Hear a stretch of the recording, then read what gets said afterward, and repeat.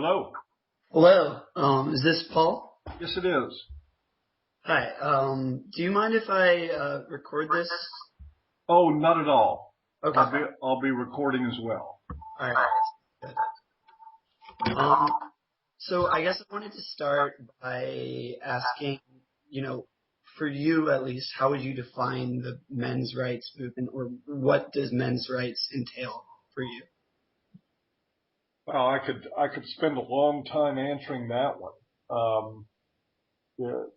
It is a loose amalgamation of different causes and people that are working toward interrelated goals, mostly different issues that affect men and boys primarily in Western culture. To make a list of the issues would take quite a while. It ranges everything from the treatment of fathers in family courts to issues of misandry in higher education, to false accusations, to emotional and mental health of men, homelessness,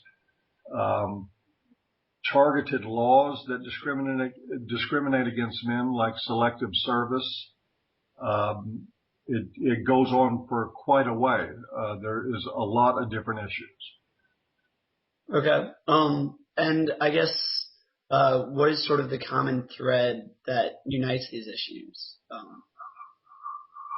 I would say in one way or another, most of it is misandry and the idea that society views men in more or less utilitarian role. Certainly in dissent from a more feminist perspective that sees men as powerful. Okay. And so you think society sees men exclusively in a utilitarian role, or are women seen in a utilitarian role? I think women are also seen in a utilitarian role, no doubt. But I think when it comes to the gender role aspects of it that put people at risk, that make them disposable, that what you see is a much more utilitarian outlook on the male than the female. Mm-hmm. I guess so. Then, what is the men's rights movement's position towards, I guess, feminism? Obviously, neither movement's monolithic, but in general. Generally speaking, most men's human rights activists that I've encountered have a very definite anti-feminist bent to them. Not all of them. We have some that believe that it's a good idea to work within the framework of feminism. Just not very many. Mm-hmm. And why do you think that is? Well, because the perception is, and I think it's an accurate one, is that feminism in its modern incarnation has very little to do with equal rights and more to do with an elitist agenda that puts women first, which really actually just takes us right back to the gender role for men of protect and provide, and putting men even further back into a more utilitarian role. It would be one thing if the front-running issues for feminists in this culture were also pushing for areas of equal responsibility for women, but we find usually in mainstream feminism, or what we call governance feminism, that's just the opposite. In what ways, I guess, concretely?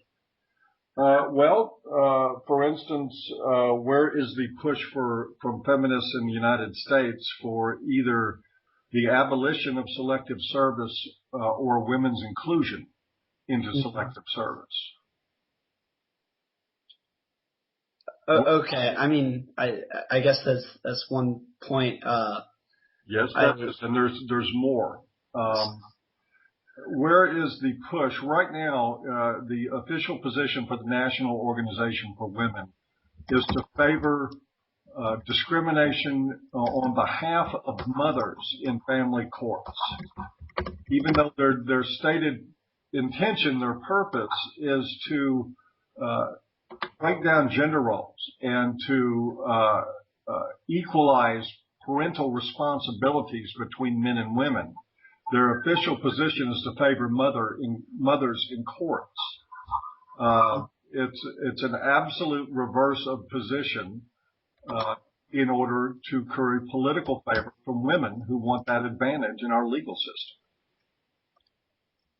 And I guess why do you think that they've continued to, I guess in your opinion, reproduce this skewed gender role?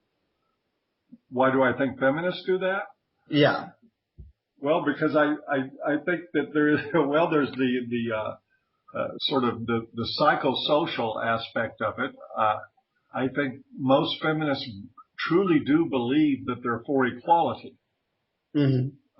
But I think they also live in a lot of denial when you say out of one side of your mouth, we're all about equality, and the actual agenda that you serve is all woman-centric, all about women first in one way or another. In dealing with domestic violence, the model is that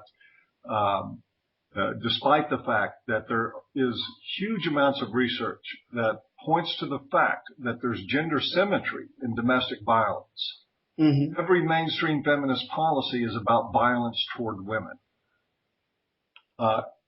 Every agenda that I see out of modern feminists is not equalitarian or egalitarian. It's about women.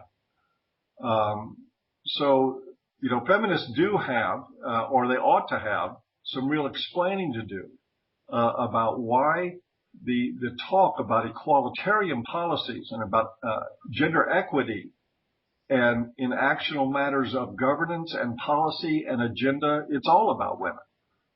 Okay.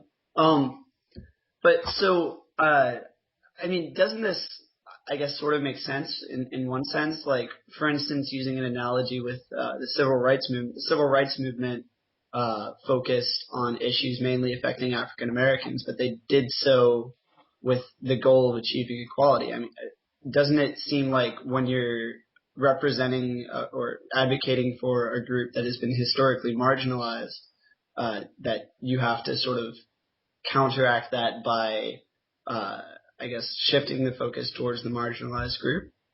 Well, except for two very, very key points that make your contention there actually moot. One, the civil rights actions historically on behalf of African Americans, and still to this day, in many ways, when you look at things like sentencing disparities, treatment by police, the percentage of people that live in poverty, then you still have obvious matters in minority communities that need addressing in terms of civil rights. You don't see this with women anywhere near to that degree. One really good example is there is continued advocacy on behalf of women for pay equity. Right. When there is no pay imbalance. It is a matter that has been debunked 100 times over. There is certainly a gender disparity in pay based on the choices of individuals. A crab fisherman will make more money than somebody who works as a receptionist.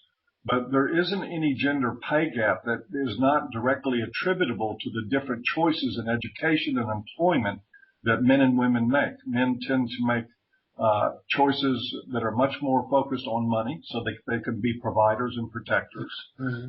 And women make choices based on lifestyle and comfort. But isn't that just an issue of like still existing discriminatory gender roles? I mean, for instance, the United States has no mandatory pay for maternity leave, unlike most other developed countries. And so that often prevents women who want to have children from being able to stick with the job they had because they lose their maternity leave. So I'm not totally sure how the fact that they're based on personal choices necessarily refutes the point about pay equity, because it still seems like women, even if they're making choices from a limited set of options that are limited by the way society is structured and by the expectations that society has towards men and towards women. Well, I mean, certainly there is some elements of the gender role in there, but they affect men much more obviously in that respect than they do women. 93% of workplace fatalities are male. Mm-hmm. And because of gender roles, men are expected to sacrifice, to put up with risk, to tolerate injury and bad working conditions in order to make money. That's certainly as much a part of it as anything else. But women do have the options. They may not be they may not be the prettiest options, but they certainly aren't for men either. So to just characterize and frame the pay disparity as though it's all this sort of patriarchal extension of male power over women is very, very disingenuous, in my opinion. And to further answer your question regarding advocacy for a marginalized population, what marginalization? I mean, we're talking. There are still some companies, I guess, that don't pay maternity leave, that sort of thing. But when you're comparing Mm-hmm. the advocacy of women to civil rights advocacy, where African Americans came out of slavery and have been subject to very, very egregious mistreatment, not being allowed to marry interracially, not being allowed to walk in the front door of businesses or drink out of the same water fountains. To paint that kind of picture as a fair comparison to what women have historically experienced in this culture is pretty beyond the pale to me. I mean, so to sort of challenge that, though, obviously they're not the same. And a lot of women were in better positions than African Americans, but I think it's sort of unbelievable to argue that there wasn't widespread structural discrimination against women. I mean, African Americans got the vote before women did, for instance. And I mean, the fact that there were these very restricted gender norms that forced, or not forced necessarily, forced women to sort of remain in the home as a housewife, or else, not be able to get married, not be able to have a place in society. That still seems like it's significant marginalization, significant structural and societal discrimination, even if it's not exactly at the same scale or exactly the same as racial discrimination. It still seems like it's a valid issue. So you're basically arguing that while women were forced into the home, into positions child rearing, that it was somehow out of male power and patriarchy that men were empowered to go into coal mines and to get black lung and to be conscripted into wars? I mean, so I think that's sort of an oversimplification, because obviously, issues like race and class play into this as well, because, some men, men. I think you need to justify why you're reducing women's roles to child rearing and housework is a fair statement, but my pointing to the deadly nature of a lot of the male role is an oversimplification. And see, okay, I mean, so that's fair. I mean, I think what you're pointing out, example of why feminism to me is not about equality and why it's not about fairness, because what you're doing is you're essentially arguing from a pro-female, woman-centric, narrow worldview that only sees the hardships that were burdened onto women historically and refuses to acknowledge or reduces what happened to men to an simplification. Let me respond to that. So I think I'm not going to deny that what's coal mines and conscription and all of that are discrimination, and largely were discrimination against men. But I think the key difference, is that the discrimination against women was structural and universal. All women were discriminated against, whereas a lot of men were discriminated against in the sense that they had to work in coal mines or face conscription. But if you look at, men were You don't think able to advance. They're able to, join the you don't role. think conscription was structural and universal? Conscription was absolutely not universal. In every war, the rich men were able to avoid conscription, or at least join the officer corps, while Well, rich women avoided the kitchen. they avoided the kitchen, but they certainly couldn't. In almost every case, they certainly could not get independence or autonomy. Even if they led a more comfortable lifestyle than their poorer counterparts, they still lacked agency. You're really incorrect on that. There were, as a matter of fact, in antebellum South, in certain occasions, there were black female slave owners. Mm-hmm. There are certainly a small percentage of people of privilege, in which both men and women enjoyed privilege in the upper 0.2 percentile of the population. But if you're talking about 99.9% of the population, all gender role hardships were universal and structural. Every last one of them you can think of. And again, what you're doing here is you're going back and painting this picture of patriarchal privilege as though it extended across the board for the entire population of men and women, where men benefited at the expense of women. And that is simply a completely false and convoluted picture of history. There's nothing in our history that bears out what you're implying with these questions. And again, I'll refer you back just to the historical record.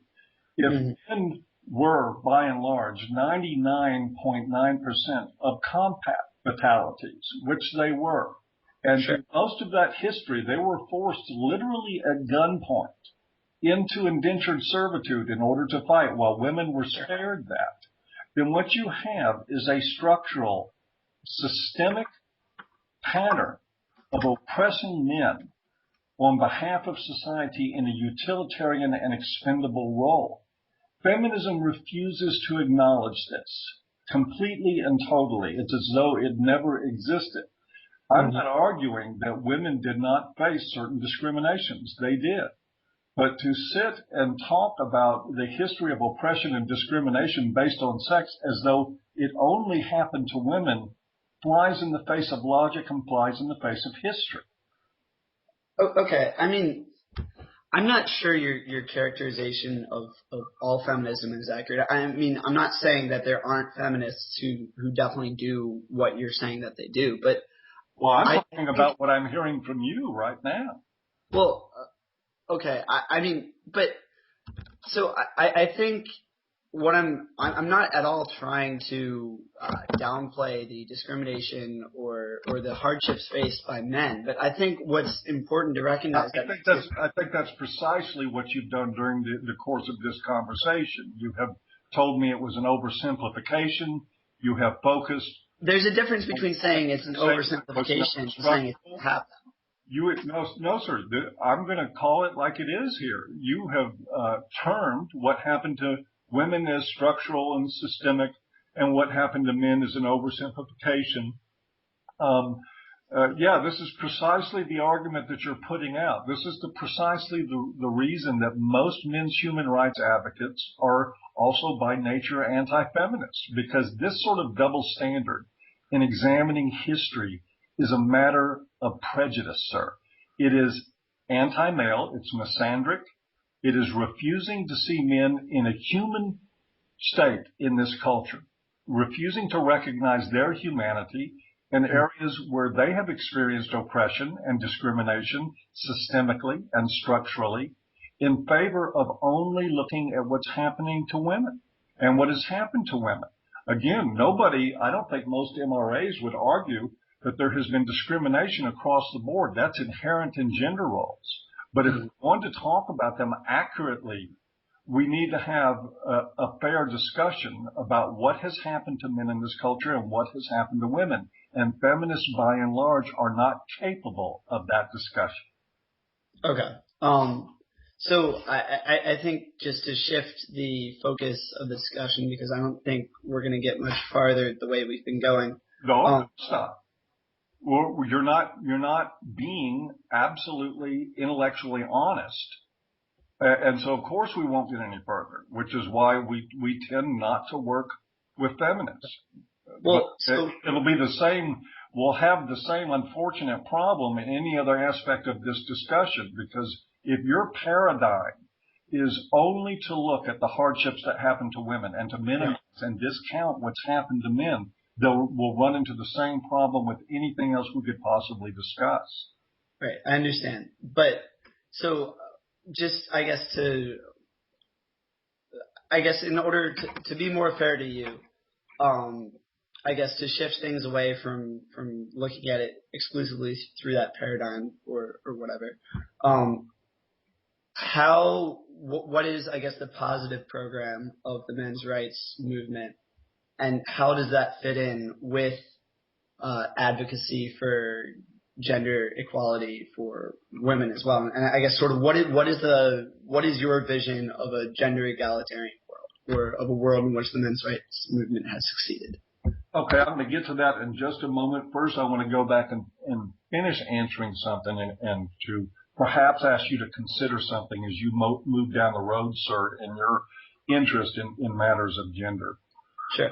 Is that you also consider that by comparing what happened to men and women in this culture, or what, more accurately, if we're just comparing what happened to women and not to men, with the state of African Americans or other minorities in this culture, and we're using words like oppression, I want you to consider, and I hope whoever ends up reading your article considers, that historically, that when people are oppressed, there is nothing of compensation for that oppression. We didn't have slaves that had any sort of additional privilege in society or something that compensated them for their roles. They didn't get exempt from a lot of hardships of life. They weren't given any kind of payment for what happened to them.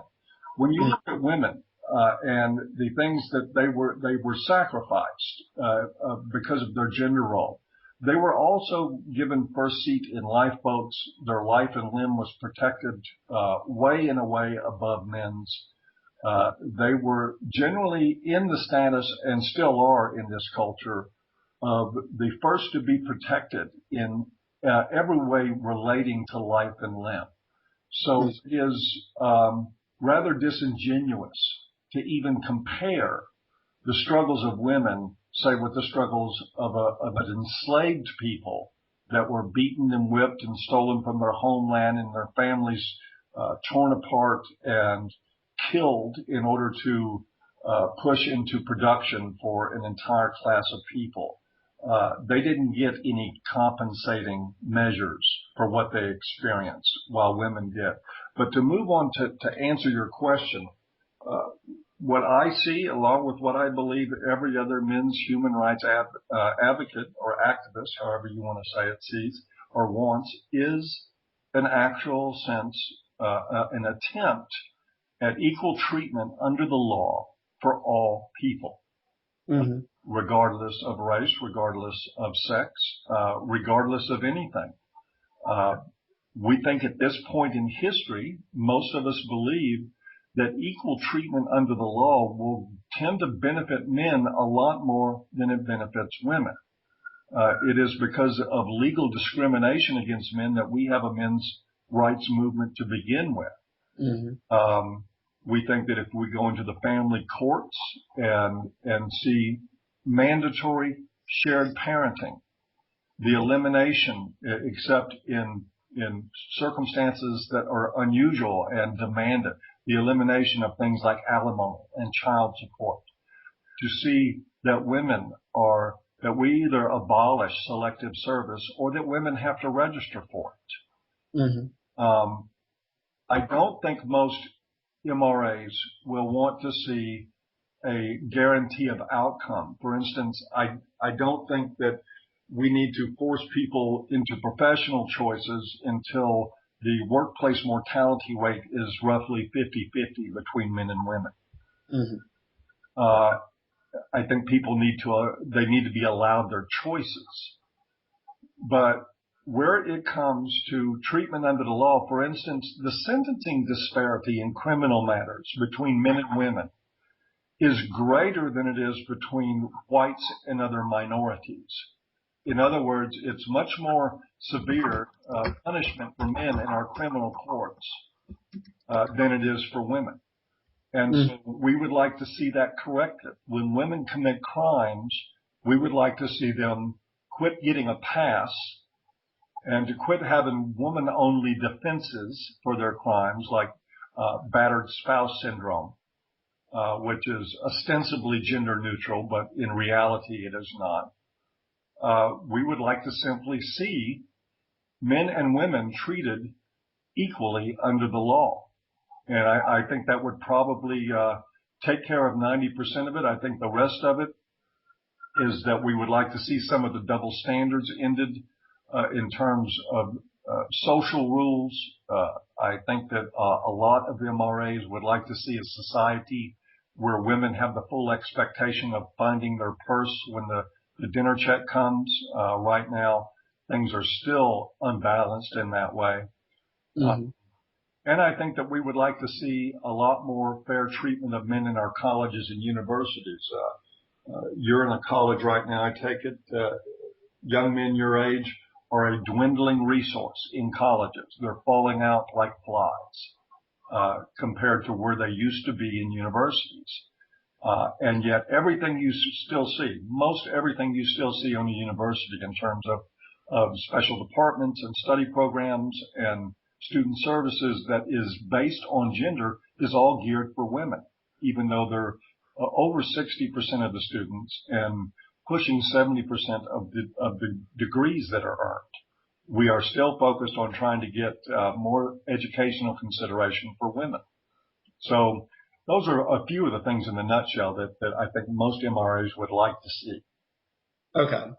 So I guess one question is, what makes the men's rights movement so much or so different from the feminist movement, in the sense that both movements claim they want gender equality, and both movements are looking at it from the perspective of one particular gender? Why do you think that the men's rights movement is a good antidote to gender discrimination, or why shouldn't there be, a gender neutral anti-gender discrimination movement? I would love to see just a plain equalitarian movement.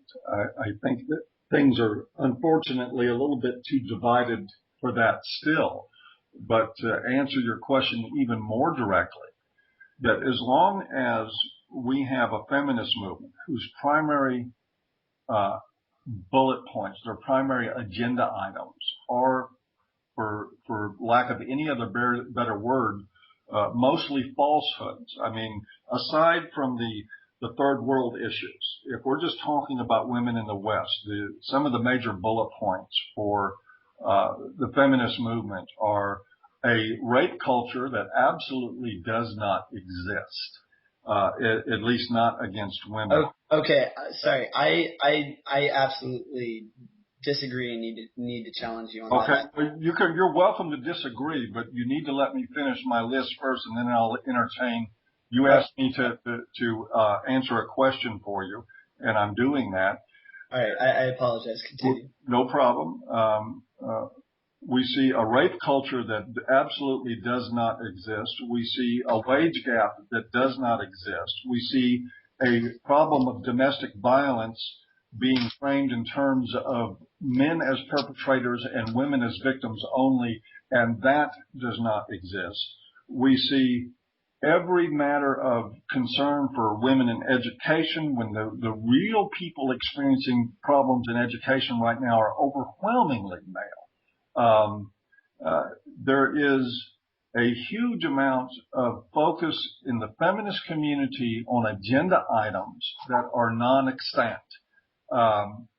And on the other hand, when you look at things like sentencing disparity, all the things that I have basically just covered with you, what's happening in the men's movement, we are talking about things that are real. I think we're seeing a big item. It is like feminist activism is a luxury item at this point. They have slut walks. I mean, a slut walk is an international movement that was based on their reaction to what a police officer, and admittedly a wrong statement, because all the research bears out that rape victims are not selected based on their dress. And so a police officer in Toronto made a rather stupid utterance that if women didn't dress like sluts, they wouldn't get raped. Of course, a dumb thing to say, yeah.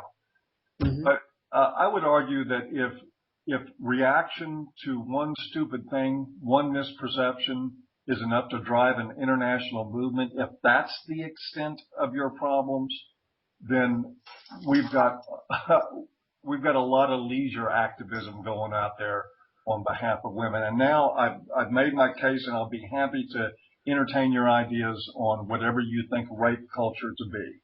Okay, so I guess to just briefly explain the perspective I'm coming at this from, I don't know if you saw this, but Amherst College, the college that I attend, this past year had an incident in which a student a former student who had been raped at the college published a story describing the way she had been treated by the college administration, who at first refused to take any action against her assaulter, including any sort of restraining order or even allowing her to change dorms in order to avoid seeing him on a daily basis. They told her that they recommended that she just take off time until he graduate at one point, and they eventually just ended up committing her to a mental hospital after she made statements that they considered to be suicidal. And so after that article was published, that sparked a movement to get the school to reconsider or reevaluate their policy on sexual assault and evaluate the existence of a culture that sort of condoned implicitly disrespect and violence towards women. And I mean, the results of this were they found that Amherst College was in violation of Title IX, that they were discriminating in a structural sense against female victims of rape. They determined a structural violation based on one case? No. So that one account provoked a number of other students to come forward, and it provoked an investigation by an independent investigator from the law firm Ballard Spahr, who determined that this was a widespread structural occurrence. I mean, you hear the statistic that 1 in 4 women will be raped a lot, and which has been thoroughly debunked as well. So, based on my experiences at Amherst College, and I don't think Amherst College is unique, I find that statistic to be completely believable, if not an underestimation of. First, let me just respectfully offer you a correction here. You can't determine the validity of a statistic based on your experience at Amherst College.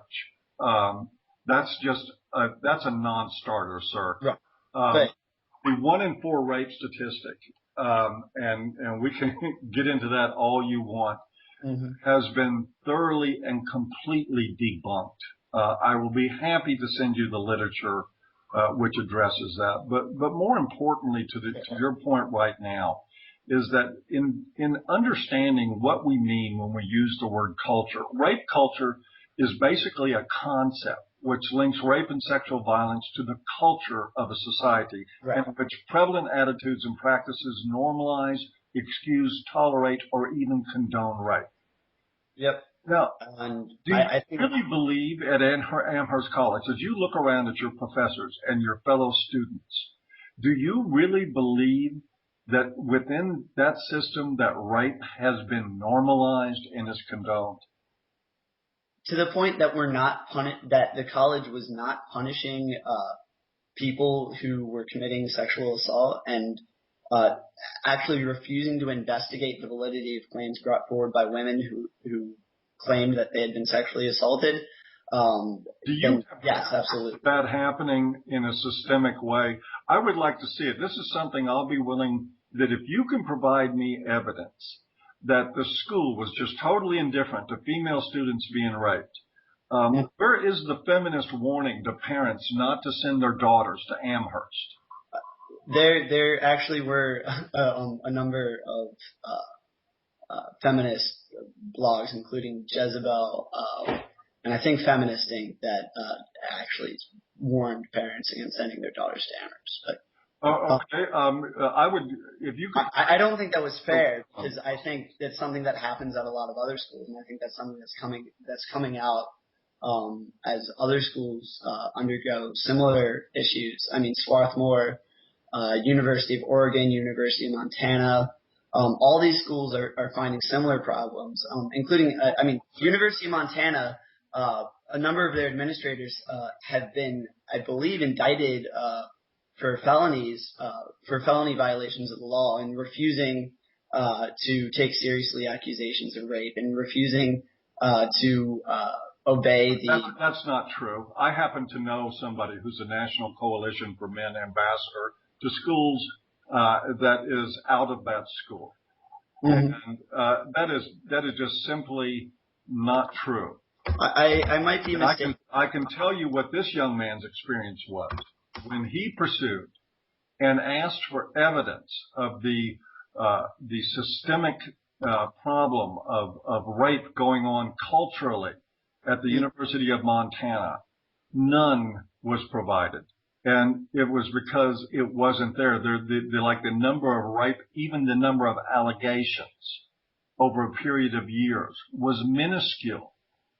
And this is where, a lot of times feminists, and this is no different than the wage gap, it's no different than the Super Bowl Sunday domestic violence hoax, than the hoax of domestic violence numbers that are perpetrated on this culture by feminists, is that feminists come up with something like 1 in 4 as a number. It's a nice, catchy little thing, and it really, really pulls at our heartstrings to make us really want to get out there and raise some money, especially raise some money and raise awareness about what's happening to women. And it does not bear up to empirical evidence. It is not happening on that level.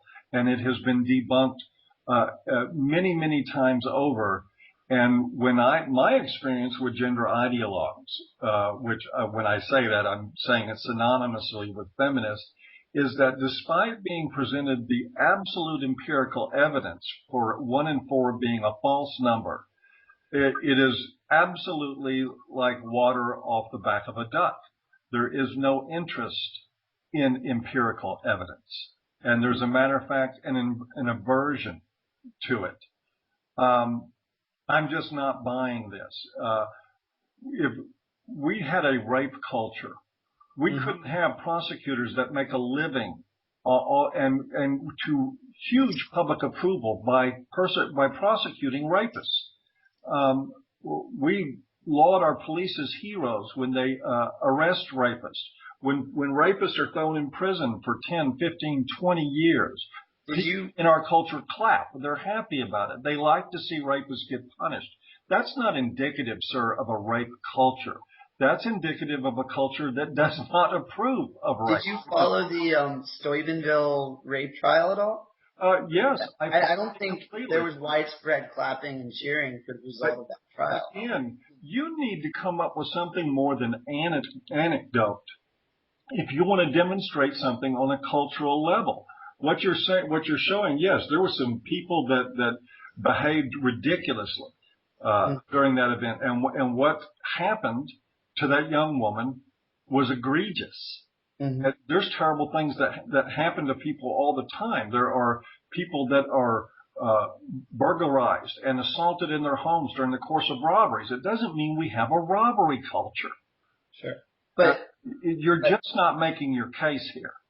But I mean, so I'm not trying to use that simply as just one anecdote. I think what's key about the Stuyvesant trial is that after the perpetrators were sentenced for, I think, 1 to 3 years each, the anchors on CNN were talking about how these poor children had their lives ruined, and they weren't talking about the girl who was raped. They were talking about the rapists. And I don't think this is just one isolated instance where you have prominent people on national television, more or less excusing rape or sympathizing with a perpetrator of rape. I think you see this as well on a, there's definitely, I'm not going to say that society condones all forms of rape, but like when it comes society doesn't condone any form of rape. That's why we've had laws against it for as long as the Magna Carta. We enforce those laws in a discriminatory and inconsistent fashion. Again, you offer no proof, sir. You offer no proof at all. All you've come up with is one anecdote after another. And, I would say things. But let me ask you this. There's a problem in this culture with false allegations of rape, of women using people's sympathies for rape victims. It matters of fact, it's world spread. The Indian Supreme Court just issued 3 warnings in the last week about women misusing rape allegations in order to practice vengeance in Indian courts. The Orlando Police Department in Orlando, Florida, 2 years ago came out with a public a declaration for the general public in that community asking the false rape allegations to stop. Now, does that mean that we live in a false rape culture and that false allegations are a cultural phenomenon that we have normalized and that we wish on the population? Okay, but statistically, there are far more instances of rape than there are of false rape allegations. I mean, okay, so I don't know the statistics off the top of my head. But that's still, you're not making a case. And again, this is the problem with feminists across the board, is that you're throwing out sound bites like rape culture and 1 in 4, but none of it has any substance to it. All you're supporting this with is anecdote. And again, I'm a critical thinker. I'm first and foremost a rational thinker. I have to look at things in terms of evidence solutions. And you're not coming up with evidence. You're coming up with anecdote. And we could sit here and trade anecdotes all day long, and neither one of us will have proved the case. This is, again, and what it really goes back to for me, and what the real fundamental problem with this conversation is the same problem that the men's human rights movement is trying very, very hard to address. Mm-hmm. Is that I think unconsciously or consciously, I don't know whether or not this is intentional on your part or whether or not it's just a normal part of human programming and feminist indoctrination. But in every aspect of your conversation, you deny the humanity of men. You do not look at their problems, what they're experiencing, what they're going through as something that really, really rates attention and really, really shows significance, because it puts it into competition with your worldviews as a feminist. You want to talk about rape culture. Okay, I want to talk about false rape culture. It's a dead end, go nowhere argument on both sides of the fence. Because why? Because you don't have any real evidence that a rape culture exists. The only real evidence that a rape culture exists in Western culture is in our male prisons, where rape is encouraged and where authorities look the other way, where it's used to manage the population, where it is a regular part of what's being inflicted culturally and culturally tolerated. That's rape culture. There is no rape culture out here in the free world where we have laws against it and courts and prosecutors that are only too happy to go after rapists. We have incidents where people don't do their jobs. We have incidents where people say stupid, callous things about rape victims, and they end up getting shunned and put in their place, and they should be. I mean, I think if you're, and it's not that I think rape is any worse than a lot of other crimes. There's a lot of bad crimes out there, and we do need to have empathy for victims of those crimes. But when that empathy extends past the point of reason, it becomes a crowd with pitchforks and torches. And that is where feminism is headed us with rape, into an absolutely insane and irrational world where we throw out a number like 1 in 4 women will be raped by the time they're college age, when it's absolutely untrue and unprovable.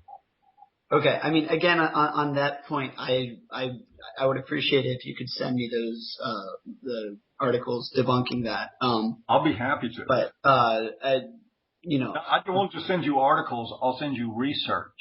Yeah. I mean, that's what I mean. Sure. But so I think there's a number of things here that I find, I guess, problematic, because I don't think being opposed to the rape culture in terms of prison rape, or even, I mean, I'm not even going to deny that there's a significant problem with, you know, I think there is a rape culture that to a certain extent condones the rape of men, not just in prison, but you know, in normal society.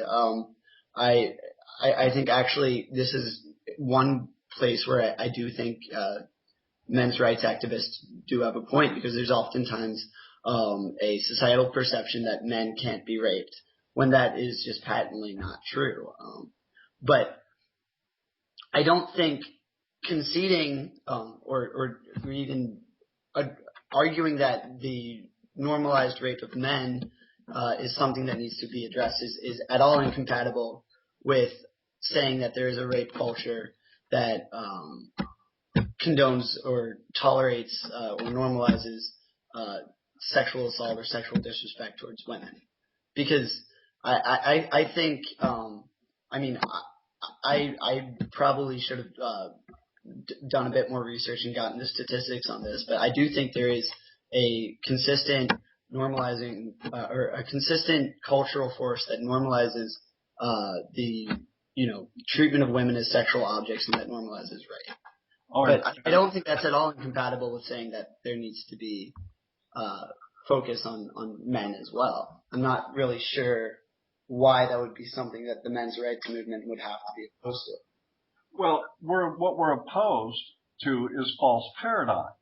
Again, if there is or was a rape culture perpetrated against women where rape was normalized, where it was we could sit down in a restaurant and order our lattes after dinner and talk about, you know, who we were going to rape that week, not caring who at the next table hurt us, then yeah, that would be a rape culture. But to imply that our culture, that our human culture in the West embraces the sexual assault of women as though it's normalized or excusable and condoned is absolutely unsupportable with a huge amount of evidence that is right in front of anybody to see. That doesn't mean that rape is not a problem. It doesn't mean that assaults on anyone aren't a problem. I take exception to the idea that we need to view the problems of sexual violence and all other forms of violence as a problem that has to be identified by genitalia, that we talk about violence against women as though that is the subject that needs to be discussed, even though the awful truth of the matter is that men are the more common victims of violence by far in this culture than women. And I find it particularly dissettling that we would have this discussion of a rape culture against women in a culture that also looks the other way as we have an epidemic, and I'll use that word. We do have an epidemic of female teachers that are grooming and are sexual predators for their young male students, and we look the other way. It was only a couple of years ago. Do you have statistics on that? I mean, I know I've seen, several cases of this in the news, but is this something that is happening on, a more than 5 or so teachers in the United States? I can send you a list of approximately 300 of them in the past few years, most of which resulted in legal slaps on the hand or no consequence whatsoever. We do tend to sort of take the hot for teacher route when it comes to 12, 13-year-old boys being seduced, sexually groomed, and sexually used by teachers in their late 20s and early 30s. That is going on in this culture. I'll be happy to send you links to a lot of evidence for that. And I still won't go so far as to say that is a cultural phenomenon, because the fact of the matter is that most parents would be outraged at a grown woman sexually using their son. They would want legal punishment. There are legal mechanisms in place. We don't use them because of our prejudices about giving women legal consequences at the same rate as men. But I will still stop short of saying that we have a rape culture that involves this phenomena. I don't think it's enough of the population to justify it, and I think most people in the culture disapprove of grown women having sex with young boys who are under the legal age of consent. So I'm not going to take the sort of histrionic feminist route of saying, oh my God, the entire culture is supporting this. It's not true. We need balance and perspective, and we need accuracy in understanding data and information and what's actually happening in this culture. We don't need sound bites and slut walks and fundraisers to pull together resources for problems that either don't exist or are greatly exaggerated. I don't think this helps actual victims of rape being taken seriously. That was one of the biggest concerns of the Orlando Police Department, is that once their police department started expending so much energy on false rape claims that police officers themselves tend to stop taking things as seriously as they need to be taken. These are very, very serious problems, and the actual victims of them suffer a great deal. I think we owe it to everybody to be very, very accurate about how we're viewing problems and to really strive for big picture here. And where is the problem happening? Where is it stemming from? But feminism has reduced the issues of rape, of wage, of employment discrimination, of even being objectified into such a ridiculous paradigm. You just mentioned a while ago about women being sexually objectified. Well, men are financially objectified. They're evaluated by women based on their financial resources and always have been. It's a form of objectification. Now, the question is this something conspiratorial on the part of women, or is it just a part of human sociobiology that women evaluate men based on their power in the world and their financial resources? Are men doing something ill-conceived and evil if they look at women sexually? I would argue that we probably wouldn't have made it very far as a human race if we did not sexualize women, and if women didn't, to some extent, sexualize men. And this is another part of the problem in feminist culture, is to take absolutely normal human behavior and to demonize it, and particularly where it comes from men. This is the sort of thing that the men's human rights movement is working against right now, is trying to restore some sanity between men and women, some mutual valuing, some equal respect, but not pushing for really, really sort of tinfoil hat conspiracy theories about how men being attracted to a woman with a nice body is somehow demeaning to her. It's not. It's human nature. So, but I feel like at multiple points throughout this conversation, you've sort of basically created a straw man belief, or straw man argument to argue against for feminism, because I don't think feminism is saying that being sexually attracted to a woman is at all in of itself bad. I think what the phenomenon that it's talking about are things like sexual harassment in the workplace, where women, because they're viewed as sexually attracted by their superiors, are sexually predated or, basically not treated as an equal partner, but as someone that, the males want to have sex with. Because I don't think. Sir, if you're not aware that feminist ideologues have demonized male sexuality, then I want to say you're just woefully uninformed.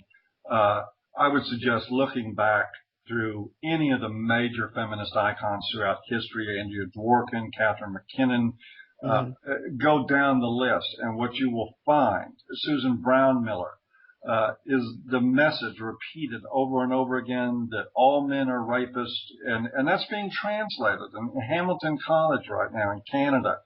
Every male that goes in that school has to attend a class called She Fears You, where they are all told that every last one of them are potential rapists. That is absolutely Orwellian. To proceed on that kind of misinformation and that kind of demonization of an entire sex. I don't. I understand why you might have the impression that you do, but to think that this reaction to feminism is something that's made up or a straw man, or that there isn't a huge amount of evidence in feminist literature of male sexuality being demonized, being characterized as violent. Susan Brown Miller said that rape was a tool by which all men keep all women living in a state of fear. These are statements that would be more appropriate coming out of a 1936 German government brochure about Jews than should be seen in a modern university now about men and women. It's absolutely inexcusable to have white ribbon campaigns where only violence on women is recognized and only men are asked to wear ribbons as a commitment that they're not going to harm women. When every study we have shows that, particularly at college age, that women use violence in relationships more than men do.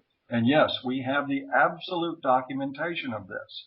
So what you think is a straw man, I think has been demonstrated over and over again, and is supported by empirical evidence. So I'm just going to have to disagree with you on that. Okay. I mean, again, it's hard to discuss empirical evidence when, I don't have that empirical evidence in front of me. But okay, I would suggest Googling Martin Fibert, collection of studies on domestic violence. You will find a sampling of over 250,000 people surveyed. There's several empirical studies. There's many surveys. There's other forms of evidence and reporting that are brought there that give you an absolutely clear picture. There's something on my website, avoiceformen.com, right now. A new book has just been released that covers a recent study, which is the largest study and collection of studies on domestic violence ever gathered, and it proves gender symmetry. It proves Richard Gels is one of the most foremost experts in the world on domestic violence. So is Murray Strauss, who has also written for avoiceformen.com. These men are not what you would call MRAs. What they are is legitimate academicians that study violence in society. And they have all come, along with Suzanne Steinmetz, to the same conclusion: gender symmetry in domestic violence. And when they were set to schedule their presentations for universities, they had bomb threats and death threats phoned into them. because there is a narrative that feminists have profited from, which paints domestic violence as only a male-initiated problem, and for one for which that their entire paradigm rests. So, you know, and I don't mean this disrespectfully, but what I'm hearing from you is a lot of sound bites that have been fed out for years by feminists that have absolutely no support in the empirical research. And I hear you parroting those things and saying what I'm giving you is a straw man. And the fact of the matter is that every bit of the research out there on domestic violence is on the MRA side of this argument. Women are violent too. And that violence needs to be addressed, particularly because of the effects that it has on children in relationships. Children don't care whether it's mom beating up dad or dad beating up mom. They're scared and traumatized by violence in the home, regardless of who's committing the violence. And we totally ignore those children who happen to be the children of violent mothers by maintaining this false paradigm of male-only violence. And that is perpetuated by feminist ideologues, just like the idea that men are natural rapists are perpetuated, just like a false wage gap is perpetuated, and just like a mythical rape culture is perpetuated. The men's rights movement is beginning to gain steam because now actually you're speaking for the establishment. Feminism is the establishment. It is the man, if you will. It is the established policy. It is why we have just all these egregious Title IX is, if you start dissecting it, you find huge matters of anti-male discrimination in it. The Dear Colleague letter, which reduces standards of proof, rather than aggressively pursue allegations of sexual assault on campus, we simply reduce the standard of proof so that if they happen to believe the woman a little bit more than they believe the guy, then he's guilty and his academic career is over.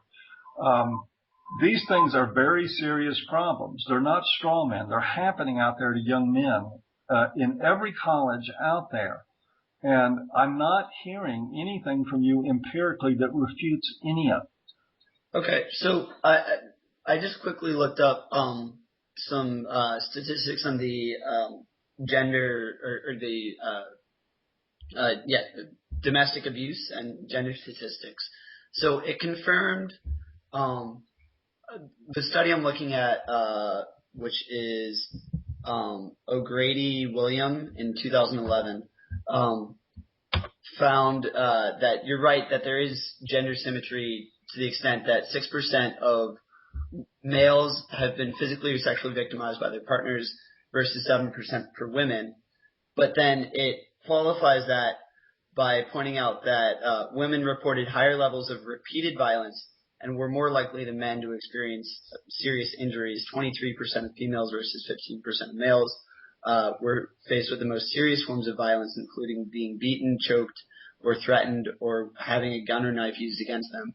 Also, 21% of women versus 11% of men were likely to report experiencing more than 10 violent incidents. Okay, and so what you've essentially said there, that even in a study that did not account for the gross underreporting of men, because men have a much more of an inclination to underreport domestic violence than women, what you're still reporting there is generally a problem of violence that stretches across both genders. So you've just made my case for me. Also, what I just sent you through the Skype is a bibliography from the Department of Psychology at California State University that includes 286 scholarly investigations, 221 empirical studies, and 65 reviews and analysis that cover a sample size of 371,600 people. And all of them lead to the conclusion that women are as physically aggressive or more aggressive than men in their relationships. Clearly, how can you justify a paradigm which only recognizes violence against women? Sir, it's unthinkable. And the only way that you can do that is if you are discounting the humanity of men to begin with.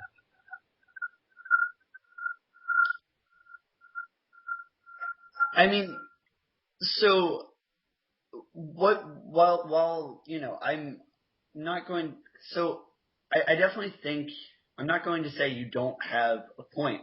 Of What course not, because I have very strong points, and I, I just sent you the I evidence. think you're making some valid points, but what I find still problematic about the way these points are presented is you seem to be critiquing the way that feminism sort of reproduces a paradigm that is sort of one-sided and doesn't allow for the discussion of violence against men or other forms of discrimination against men. But what I think, I feel like in a way you're doing the same thing by trying to say that the violence against men is strictly parallel or even worse than. No. Let me interrupt for a moment. I'm not doing the same thing. I'm not saying that we need a paradigm that only recognizes violence that happens to men at the hands of women. I'm not doing the same thing at all. That's disingenuous, sir. What I'm saying is that we need evidence-based solutions to social problems. That's what I'm saying. That's what I've been saying all the way through this. And the evidence, as I have just provided for you, is that there is gender symmetry in domestic violence, that we have male victims, and that yes, is strong evidence to suggest that a little more frequently that women are seriously injured. Of course, I want to point out that there's also studies that say men are more frequently seriously injured, but the point is not to argue that. The point is to look at the data and ask ourselves, is a paradigm that is a white ribbon paradigm, I like to say, that only recognizes men as perpetrators of domestic violence and only recognizes women, is that accurate? Is it helpful? And the answer is, of course it's not. It's destructive. It is misleading. It leads us to dump all of our resources into roughly half of the problem. It's like having a building on fire and then carrying a fire hose into it and only watering down 2 of the 4 walls. It is absolutely an insane way to approach this problem. But what we have is a problem not only of gender ideologues like feminists who only want to recognize violence against women, but we have the traditional community that is in the same ideological framework. Chivalry, people that are fundamentalist Christians. They're just like feminists. They only want to recognize the violence that men commit. They don't want to see women as empowered. They don't want to see women as having agency or being accountable for their actions. This is a problem of cultural denial across the board. It's not just feminists that I have issues with about this. It's the whole society.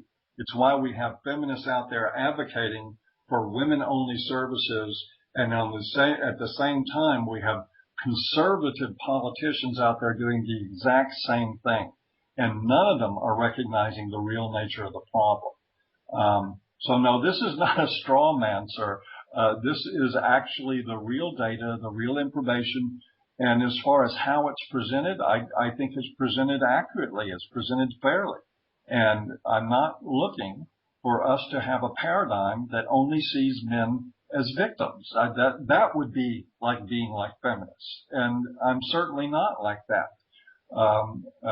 But again, I don't know what else to tell you about that. I think that there's some cognitive dissonance here, that you're looking at data that you don't know how to manage within the framework of your paradigm, which is that there's a terrible problem with violence against women and we need to do something about it. And then the data says, well, there's actually a problem of violence with everybody and we need to do something about that. So the question is are you capable of looking at this data and having it affect your worldview? And what men's rights activists are people that are capable of looking at data and having it actually change what they believe. So, sorry to interrupt, but it's all right. I guess, from what you're saying, it seems to clash with the name men's rights activism, because it seems like, that's the same, I'm not really sure why, if your goal is to look at things in a purely egalitarian sense, why you're the men's rights activists, not the, gender equality activists, or... I've just provided you proof of that, though. And here's where, again, I think this is having a really difficult time sinking in for you. And I don't mean that to be insulting. Mm-hmm. I've just provided you evidence that the discrimination in worldview about domestic violence right now currently falls against men. It doesn't fall against women. I think it ultimately hurts women because any misinformation hurts everybody involved. But the perspective on domestic violence as being an almost exclusively male problem with almost exclusively female victims is one that works in a discriminatory way against men. There are men that are laughed out of service providers looking for help right now. We just had a man, Earl Silverman in Canada, just suicided a couple of weeks ago. He tried for years to establish and get funding for a home for abused men, for a shelter for them to get away from abusive relationships and to get their children away from them. And while they had literally hundreds upon hundreds of beds available for women victims, there was nothing in Canada for men. He started it out of his own pocket. He tried to get funding, and he was laughed out of every funding agency that Canada has. This is how this kind of thinking ends up, sir. And after 20 years of trying this in frustration, 2 weeks ago he hung himself, hoping, not because he was necessarily despondent over it, but it was a pragmatic decision. He was hoping that his suicide would bring attention to the problem. And lo and behold, there have been some people take up his banner and are trying to push on with getting some funding for male beds in Canada for victims of domestic violence. But when you talk about where the disadvantage lies in this, there's a whole world, I'm afraid, that you're not aware of. This stuff is deadly and destructive information when it's mishandled. And it's being mishandled almost exclusively by feminists right now to the tune of there only being services really available for women. It's just absolutely outrageous. So when you ask me why men's rights advocate, it's because men's rights are the ones being violated, sir. And those do need to be addressed.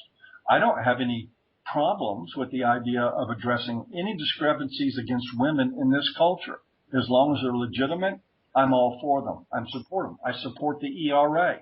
I think it should be brought back and established and made law. But again, trying to get this across to somebody that cannot conceive of the humanity of men is very, very difficult, because what they do is they look at all this data and information, and then they say, what about women? And the time for that is coming to a close. This movement is growing because a growing number of men and women are catching on to the fact that they have been lied to by feminist ideologues for 50 years about the reality of problems faced by men and women.